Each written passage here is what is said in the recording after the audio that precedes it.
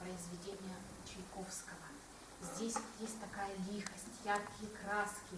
И обратите внимание, эти яркие сарафаны, они повторяют линии тела и показывают, наверное, динамику, движение, энергию, глубину и увлеченность русской души.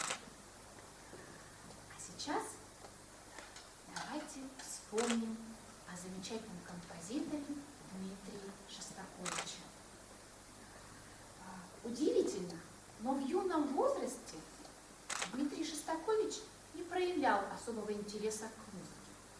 В своей автобиографии он говорил: я не подкрадывался к дверям, будучи маленьким мальчиком, и не слушал музыку. А если и слушал, то спал потом так же безмятежно, как и прежде. Удивительно, что этот композитор музыку видел. Сочинения, которые он создавал, произведения, он сразу записывал на бумагу, не играя при этом на инструменте. И хочется сказать, особенно вот обращаясь к молодежной аудитории, что музыка Шостаковича востребована и сейчас. И даже в таком виде искусства, как киноиндустрия. Современные фильмы, которые любит молодежь, «Бэтмен против Супермена», с широко закрытыми глазами, там звучат отрывки из сочинений Дмитрия Шостаковича. А сценарист Дэвид Линч и вовсе написал сценарий фильма «Синий бархат», вдохновившись его симфонией номер 15 для мажора. Итак, Дмитрий Шостакович, «Прелюдия» и «Полька». Исполняет Ольга Луковцева и Эльза Самаева. Партия фортепиано Юлия Подореченко. Встречаем!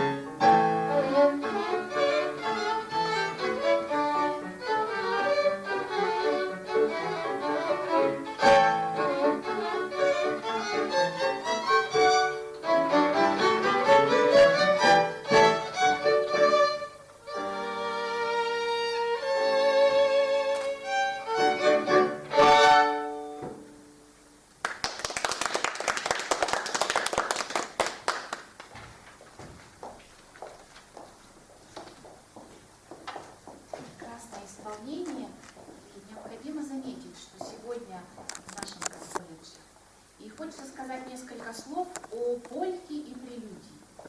Прелюдия – это было первоначально произведение для лютней эпохи Возрождения. И что интересно,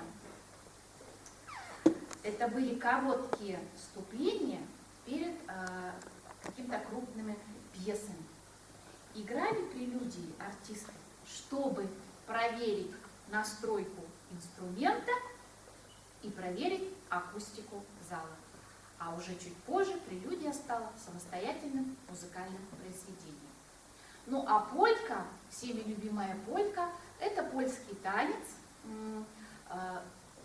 Интересен он тем, что люди, когда танцуют, переносят вес тела слева направо, и он такой веселый и жизнерадостный. А сейчас мы с вами поговорим о джазе. Что такое джаз?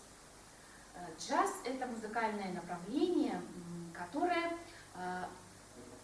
принято считать возникло в 1917 году. И одна из известных певиц, Элла Фиджеральд, знаменитая джазовая певица, она родилась в 1917 году, и первая пластинка была выпущена в 1917 году. И вот этот год, 1917, как раз и является началом рождения этого своеобразного музыкального направления. И надо сказать, что джаз в живописи – это тоже особое направление. Прежде всего, это буйство ярких, сочных красок. А теперь приглашаем на сцену Ирину Слепцову и партия фортепиано Анисия Кривошапкина. Эти глупые вещи. Встречи из репертуара Эллы Фиджеральд. Встречайте!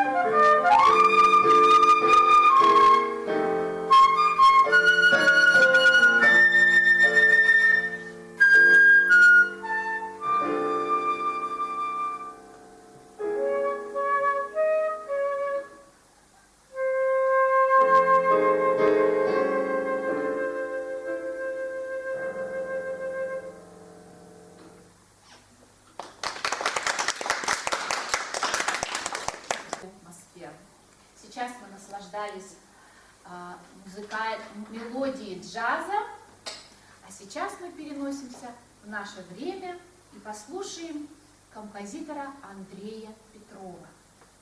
Этот удивительный человек создал множество мелодий для наших любимых советских кинокартин. Среди них «Осенний марафон», «Служебный роман», «Человек-амфибий». И надо сказать, что такие виды искусства, как музыка и киноискусство, тоже очень крепко связаны. Композитор Андрей Петров предложил новый подход к работе с режиссером, полное погружение в его замысел. И эта мелодия, которую он сочинял к кинофильмам, она почти сразу же запоминалась зрителями и жила уже такой своей отдельной жизнью. Да? И даже люди говорят, что многие несовершенства фильма были незаметны, потому что настолько прекрасна была музыка Андрея Петрова. И надо сказать, что он был председателем Ленинградского союза композиторов, а кандидатуру его выдвинул Дмитрий Шостакович, ставший впоследствии для Петрова наставником. Итак, мелодия из фильма «Осенний марафон», композитор Андрей Петров. Гитара Иванова Дарья и Ирина Слепцова, флейта. Встречаем!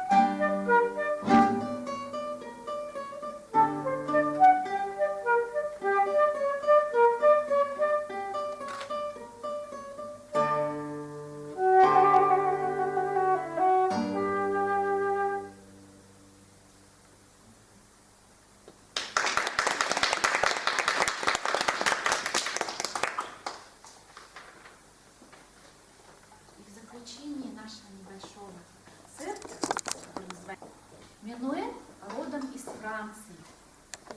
Это удивительный танец, который способен показать, как тяжело было двигаться людям, да, тех времен, женщинам в корсетах, в пышных юбках, мужчинам в атласных бархатных камзолах на скользком полу.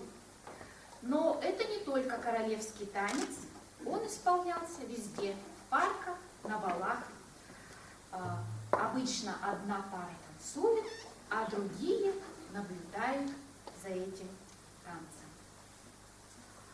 Итак, Жорж Бизе, Минуэ.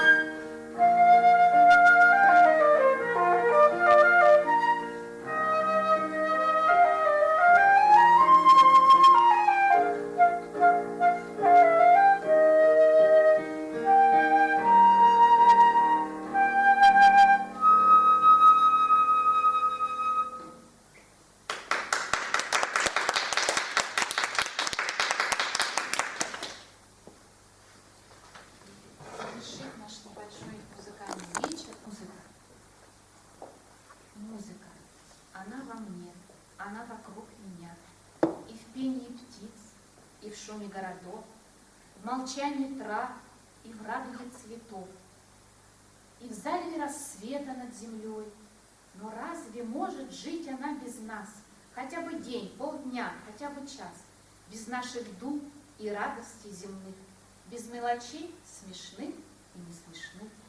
Мы ей за все спасибо говорим, и, веря в торжество ее, творим. Сейчас я хочу пригласить на сцену нашу импровизированную всех наших дорогих артистов, и мы все с удовольствием им похлопаем. Пожалуйста, прошу на сцену.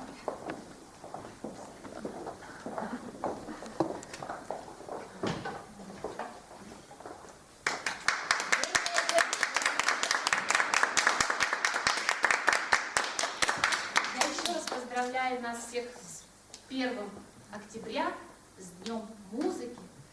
И хочу выразить большую благодарность от себя лично и от Национального художественного музея, что наши прекрасные музыканты всегда дарят нам красоту, добро, тепло и всегда украшают нашу сцену своим творчеством. Спасибо вам большое.